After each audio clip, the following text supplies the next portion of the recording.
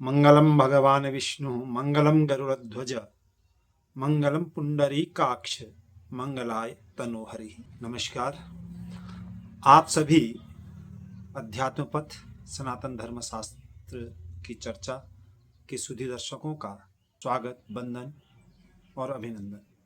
सज्जनों, आज उपस्थित हूँ देवोत्थापनी एकादशी के विषय में कुछ जानकारी के लिए।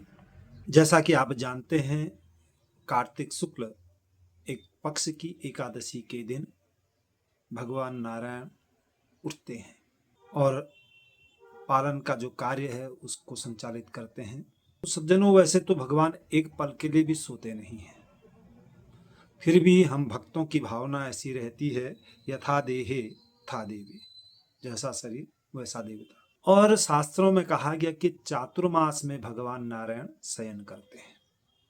देखिए, एकादशी तिथि का व्रत शुद्धा लिया जाता है। वैसे एकादशी भी दो प्रकार की होती है, एक विद्धा और एक शुद्धा। शास्त्रों में कहीं पर निर्णय ये भी है कि 10वीं विद्धा एकादशी को हस्तों को व्रत नहीं करना चाहिए, लेकिन हमारे शास्त्र भी कहते हैं, उन्होंने नियम बनाया है, उनको पता था कि यह स्थिति आ भी सकती है। और हमारे पंचांगकारों ने भी हरिबोधिनी एकादशी 1 नवंबर को दी हुई है और वह 10वीं विद्या है। तो हम लोग इसमें संशय कर रहे हैं कि 10वीं विद्या के दिन व्रत नहीं किया जा सकता है, अतः 2 नवंबर को व्रत करेंगे।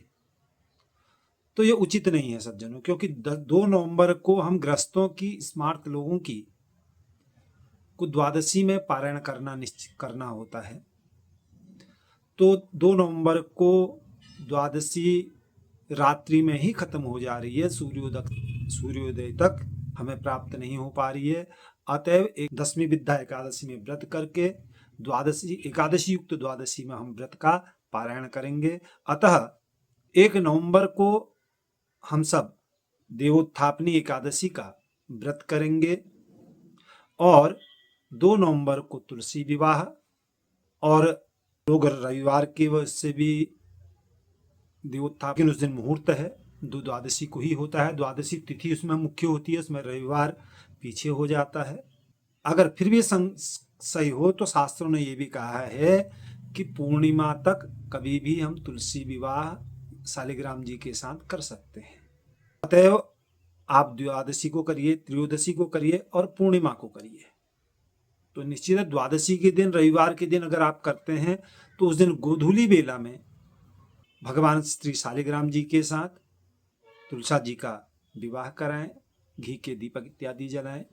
देवोत्थापनी एकादशी 1 नवंबर के दिन हम गृहस्थों के लिए व्रत करने के लिए उपयुक्त है, और 2 नवंबर की जो एकादशी है वो सन्यासियों के लिए वैष्णव एकादशी का व्रत किया जाएगा। सर्वे भवन्तु सुखिनः, सर्वे सन्तु निरामयः, सर्वे भद्राणि पश्यन्तु, मा कश्चित् दुःख भाग भवेतः।